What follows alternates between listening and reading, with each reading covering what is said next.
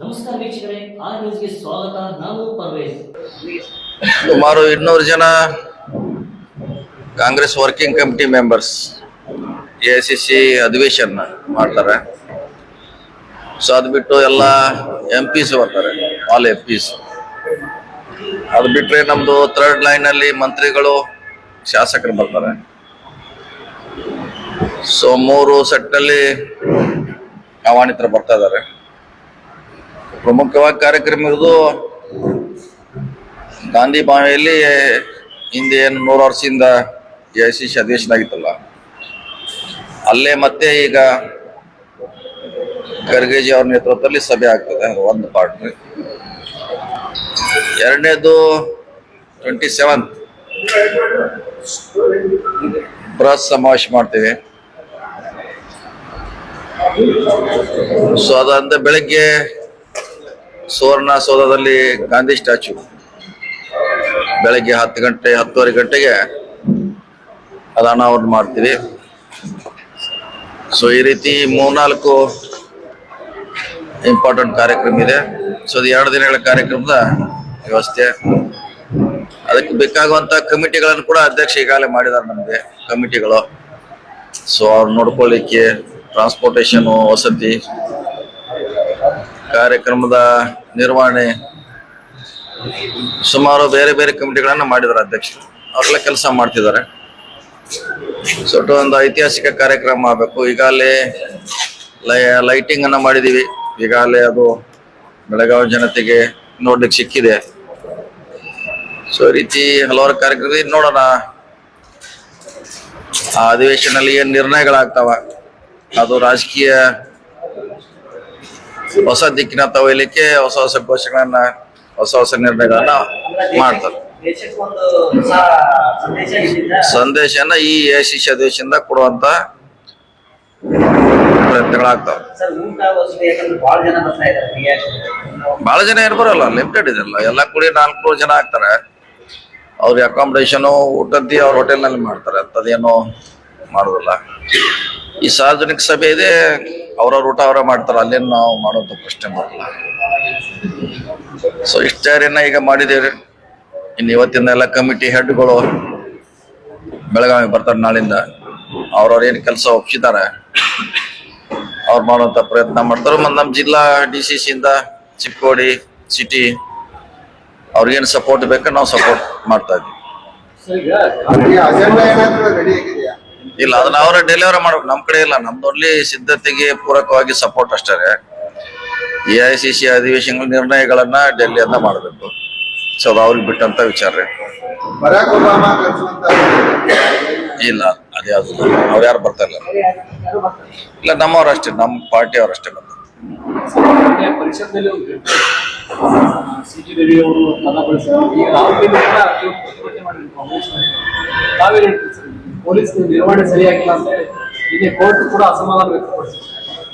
ನೋಡಿ, ಘಟನೆತಿ ಆಗಿ ಹೋಗಿದೆ. ಈಗ ಅದ್ರ ಮತ್ತೆ ಮುಂದುವರಿಸೋರಾಗ ಏನು ಅರ್ಥ ಇಲ್ಲ. ಈಗಾಗಲೇ ಅವರು ನಾವೇನು ಹೇಳಿಲ್ಲ ಅಂತ ಹೇಳಿಕೆ ಕೊಟ್ಟಿದ್ದಾರೆ, ನಮ್ದೇನು ಪಾತ್ರ ಇಲ್ಲ ಅಂತ. ಈಗ ಅವರೇ ಒಪ್ಕೊಂಡ್ ಮ್ಯಾಗ ಮತ್ತೆ ಅದನ್ನ ಮುಂದುವರಿಸಿ ಮತ್ತೆ ಅದನ್ನ ನಾವು ಹೇಳೋದ್ರಾಗ ಅವಶ್ಯಕತೆ ಇಲ್ಲ. ಸೊ ಇಂಥ ಘಟನೆಗಳಿದೇನು ಹೊಸದಲ್ಲ. 100,000 ಉದಾಹರಣೆಗಳಿದಾವೆ. ಪಾರ್ಲಿಮೆಂಟ್ ನಲ್ಲಿ ಆಗಿದೆ, ನಮ್ಮಲ್ಲಿ ಆಗಿದೆ. ಸಾಕಷ್ಟು ಕೈ ಘಟನೆ ಆದ್ರೂ ಕೂಡ ಅದ ನಮ್ಮಿಂದ ಆಗಿಲ್ಲ, ತಪ್ಪಾಗಿದೆ ಅಥವಾ ಸಾರಿ ಅಂತ ಕೇಳಿದಾಗ ಅದಲ್ಲೇ ಕ್ಲೋಸ್ ಆಗಿದ್ದು ಬಹಳಷ್ಟು ಉದಾಹರಣೆಗಳಿದೆ. ಇದನ್ನು ಅಲ್ಲಿಗೆ ಮುಗಿಸಿದ್ರೆ ಒಳ್ಳೇದಂತ ನಮ್ಮ ಅಭಿಪ್ರಾಯ. ಆಗಿದೆ, ಅಲ್ಲಿ ಹೋಗಿದೆ. ನಮ್ಮ ಹಕ್ಕು ಮತ್ತೆ ಕಮಿಟಿಗೆ ಹೋಗಿದೆ. ಅಲ್ಲಿ ಅವ್ರ ನಿರ್ಣಯ ತೆಗೆದುಕೊಳ್ಳಿ. ಈಗ ಸಾರ್ವಜನಿಕವಾಗಿ ಇದನ್ನ ಮತ್ತೆ ಅನಾವಶ್ಯಕ ಮಾಡೋದು ಅವಶ್ಯಕತೆ ಇಲ್ಲ.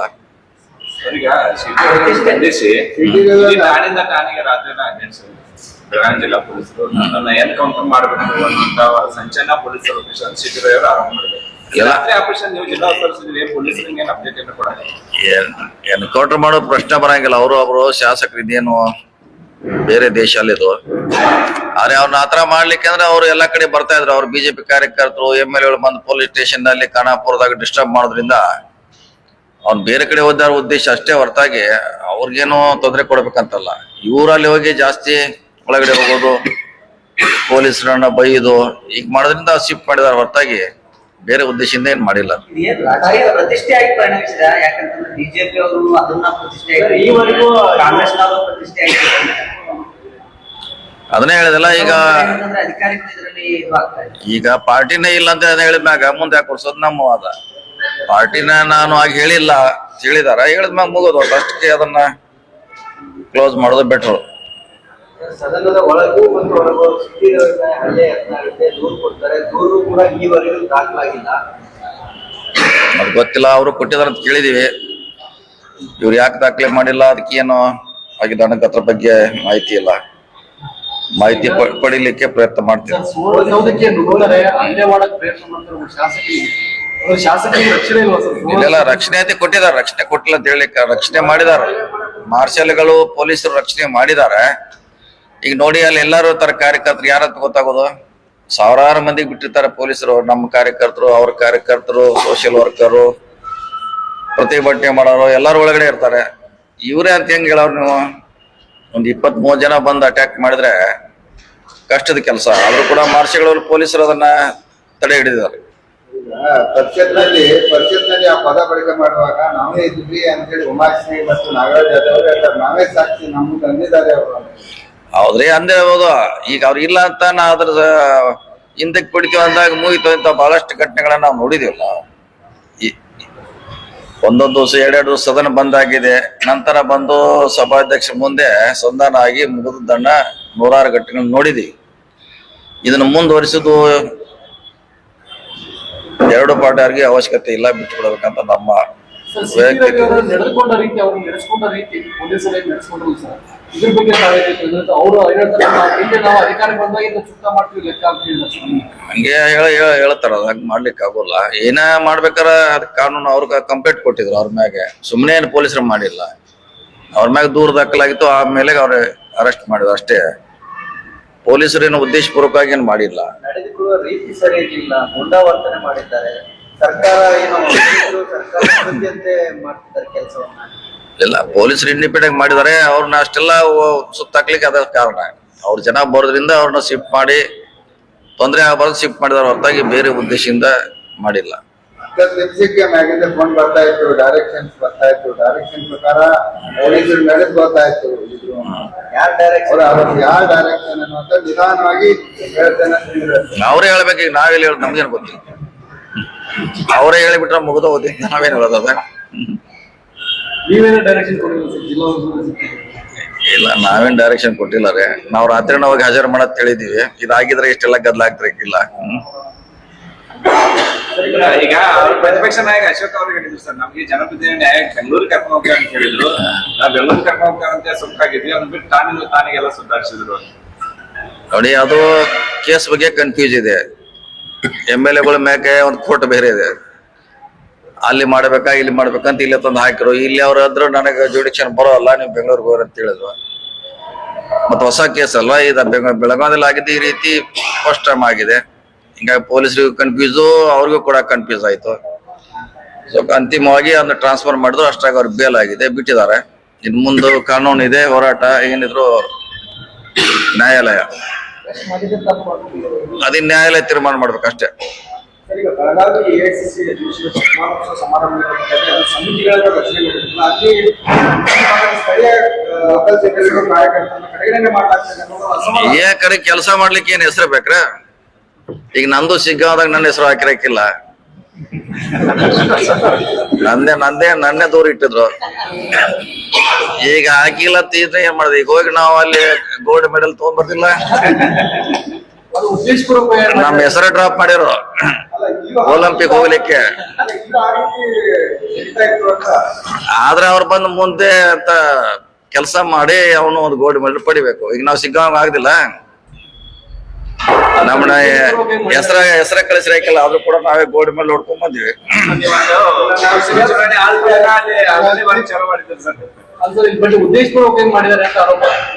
ಎಷ್ಟು ಮಂದಿ ಹಾಕಾರ ನೀವು? ಇಡೀ ಜಿಲ್ಲಾದ ಇದು ಬೆಳಗಾವ್ ಕಾರ್ಯಕ್ರಮ ಅಲ್ಲ, ಇಡೀ ಸ್ಟೇಟ್ ದವ್ರ ಎಲ್ಲಾ ಅದ್ರಾಗ ಇನ್ವಾಲ್ವ್ ಇದಾರ. ಎಲ್ಲಾ ಜಿಲ್ಲೆಯವ್ರದಾರ, MLA ಮಂತ್ರಿಗಳು, ಕಾರ್ಯಕರ್ತರು ನಮ್ಮವ್ರನ್ನ ಎಲ್ಲದ್ರಾಗ ಜಿಲ್ಲೆಯವ್ರನ್ನ ಒಬ್ಬೊಬ್ಬರ ಇಬ್ಬರನ್ನ ಹಾಕಿದಾರ. ಎಲ್ಲರಿಗೂ ಹಾಕ್ಲಿಕ್ಕೆ ಆಗೋಲ್ಲ, ಯಾಕಂದ್ರೆ ಎಲ್ಲಾರು 30 ವರ್ಷ ಮ್ಯಾಗ ಅದಾರ ನಮ್ಮವ್ರು ಎಕ್ಸ್ಪೀರಿಯನ್ಸ್. ಹಿಂದೆ ಕೂತಾರು 30 ವರ್ಷ ಕೆಳಗೆ ಯಾರು ಇಲ್ಲ ಇವ್ರು. 40 ವರ್ಷ ಹಾಕಿರ್ಬೋದು ಅವ್ರು ಅಧ್ಯಕ್ಷ, 50 ವರ್ಷ ಹಾಕಿರ್ಬೋದು, ಹಿಂಗೇನ ಆಗಿರ್ಬೋದು. ಏಜ್ ಕ್ಯಾಟಗರಿ ಮ್ಯಾಗ ಹಾಕಿರ್ಬೋದು. ಈ ಜೂನಿಯರ್ ಅಂತ ಬಿಟ್ಟಿರ್ಬೇಕು ಇವ್ರನ್ನೆಲ್ಲ ಇದ್ದೇನೆ. ಲೈಟಿಂಗ್ ಅಂತೂ ಜಬರ್ದಸ್ತ್ ಆಗಿದೆ ಸರ್. ಸರ್, ಅವ್ರು ಮೊದ್ಲಿಂದ ಕರೆಂಟ್ ಬಿಲ್ ಕಟ್ಟೋರು ಯಾರು? ಕರೆಂಟ್ ಬಿಲ್ ಸರ್ಕಾರಕ್ಕೆ ಅದಕ್ಕೆ ದುಡ್ಡು ಈಗಾಗಲೇ ಕೊಟ್ಟಿದೆ ಅಲ್ಲ, ಖರ್ಚು ಮಾಡ್ಲಿಕ್ಕೆ ಸರ್ಕಾರಕ್ಕೆ ದುಡ್ಡು ಕೊಟ್ಟಿದೆ. ಸೊ ಅದ್ರಲ್ಲಿ ಆ ದುಡ್ಡ ಕರೆಂಟ್ ಬಿಲ್ ನಾವು ತಾವೇನಾದ್ರೂ ವೀಕ್ಷಣೆ ಮಾಡ್ತೀವಿ ಮಾಡ್ಯಾರಲ್ಲ, ಮೊನ್ನೆ ಎಲ್ಲ ಕಡೆ ಮಾಡೇವಿ, ಎಲ್ಲ ಫೋಟೋ ಗಿಟ್ಟು ತಗ್ಸೋದಿಲ್ಲ.